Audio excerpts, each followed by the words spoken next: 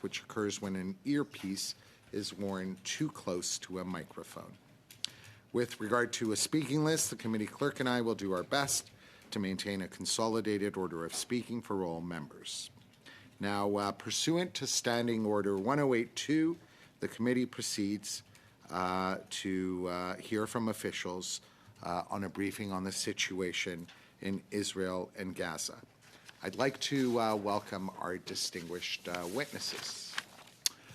We're very fortunate to have here before us Mr. Alexander Levesque, who of course is the Assistant Deputy Minister for Europe, Arctic, Middle East, and Maghreb.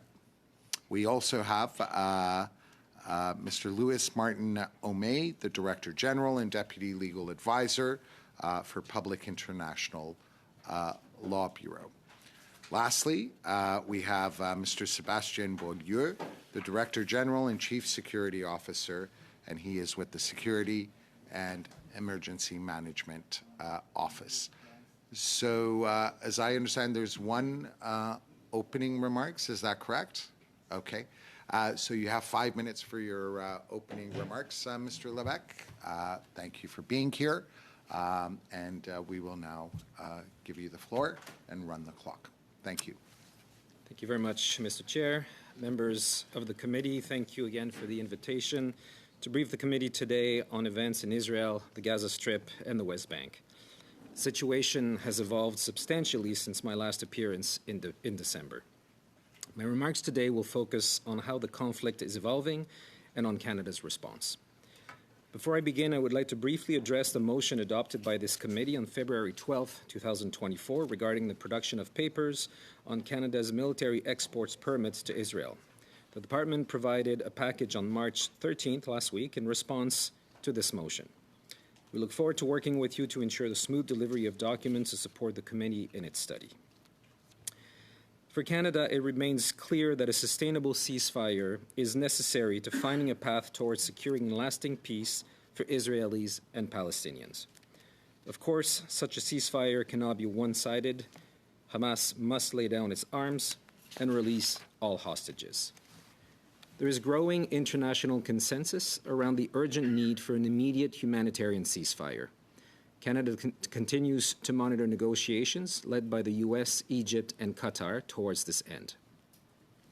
Foreign Affairs Minister Joly recently visited the Middle East, which allowed her to witness firsthand the effects this conflict has had and continues to have on Israelis, on Palestinians, and indeed on the broader region. The minister met with her counterparts, as well as several officials and organizations. She reaffirmed that the allegations of conflict-related sexual violence against women in Israel and Gaza must be the subject of an investigation and that the perpetrators of those acts must be held responsible. The Minister of International Development, Hussein, has also been very involved, as evidenced by his visits to Jordan and Egypt, specifically to Rafah, in order to assess the impact of Canada's humanitarian assistance. The government continues to underscore that we support Israel's right under international law to defend itself against Hamas's terrorist acts. All actors must respect humanitarian international law, which includes allowing the unhindered delivery of humanitarian assistance to those who need it. Month, alongside his counterparts from Australia and New Zealand, Canada is gravely concerned by Israel's planned military offensive on the city of Rafah. This would risk catastrophic consequences for the approximately 1.5 million Palestinians taking refuge in the area. Rafah remains the main entry point for humanitarian aid going into Gaza, and Canada continues to urge the Israeli government not to go down this path. The need for consistent humanitarian assistance in Gaza has never been greater. It is clear much more is needed to address the urgent humanitarian needs of Palestinians. Canada remains one of the largest contributors of humanitarian and development assistance to vulnerable Palestinians, with contributions of $100 million in the past year to address the current crisis in Gaza. Following the serious allegations that employees of the United Nations Relief and Works Agency, better known as UNRWA, were involved in the terrorist attacks by Hamas against Israel on the 7th of October 2023, Canada decided to temporarily suspend its funding to that organization at the end of January. In response to those allegations, the UN implemented several important and rigorous processes and procedures to examine these allegations and reinforce zero tolerance with respect to terrorism in the UN, including UNRWA. Canada examined the interim report that the Office of Internal Oversight produced and looks forward to the final report. Canada is also pleased with the independent review on the part of UNRWA, as well as what it is doing to strengthen monitoring, accountability, and transparency. UNRWA also plays an essential and unavoidable role in Gaza by providing humanitarian assistance to more than 2 million individuals, besides its critical activities that support 4 million individuals in the region. And that is why Canada removed the temporary suspension of its funding to UNRWA as the only way for Israel to achieve long-term security and recognition in the region. Canada stands ready to keep supporting the Palestinian Authority in its revitalization efforts and to work with its new technocratic government, once formed, towards implementing governance reforms. I will stop here. We look forward to answering your questions. Thank you very much, Mr. Levesque. Now, before we get into questioning, does everyone want to run till 5:30 with questions, or do we want to set aside 15 minutes at the end from 5:15 to 5:30 for committee business? Monsieur le Président, on va être d'accord avec... Chair, we agree with reserving 15 minutes for committee business. Thank you. We will have questions till 5:15, after which we will, it's not very much time, but we will go into committee business. So we will start off with 4-minute questions, and we start off with Mr. Epp. Thank you, Mr. Chair, and thank you to the witnesses. In October, our Foreign Affairs Minister delivered a speech to the Economic Club of Canada, which called for the humanitarian truce, as well as the release of hostages. But a few days later, Canada abstained from voting on the resolution, or a resolution at the United Nations that called for that humanitarian truce. How is Canada's lack of a commitment to a coherent foreign policy affecting the outcome, affecting the ongoing tragedy that's unfolding in Gaza? Mr. Chair, the answer I would provide on this is the latest position the government has made on this goes back to December 12th, when the government pronounced itself on promoting and advocating for ceasefire in the region. We were among the first countries, if not the most, or the first country among like-minded to make that pronouncement. I cannot speak to what other pronouncements before the minister might have made, but the position since December 12th is very clear, and the government has been consistent in calling for a humanitarian ceasefire in Gaza. So if the government has landed on that position now, I mean, the IRGC has supported and funded Hamas, which created or is behind a lot of the sadistic violence and the murder of innocent civilians, including many Canadians.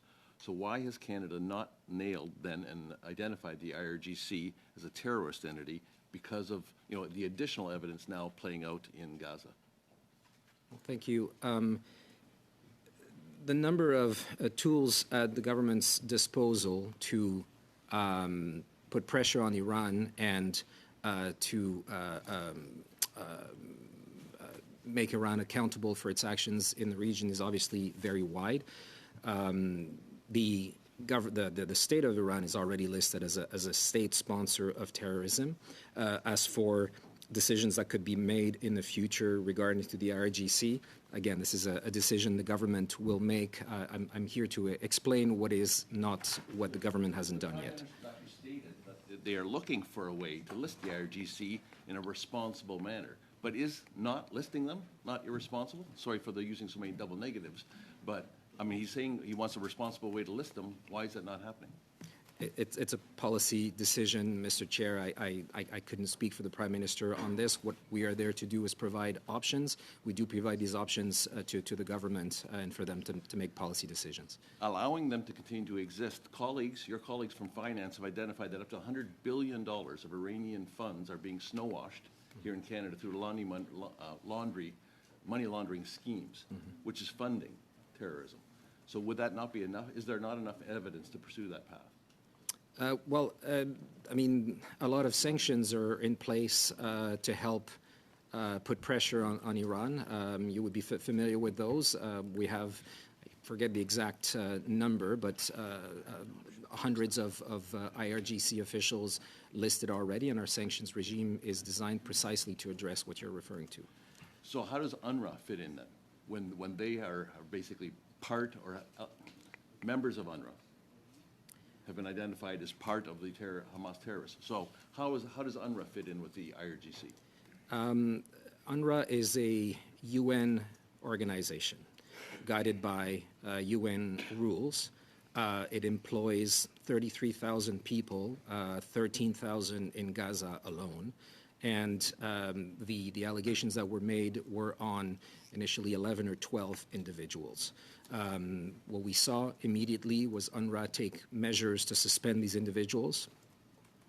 Ever since that, a number of measures have been taken by UNRWA itself to review its processes, to review its clearing of employees' processes.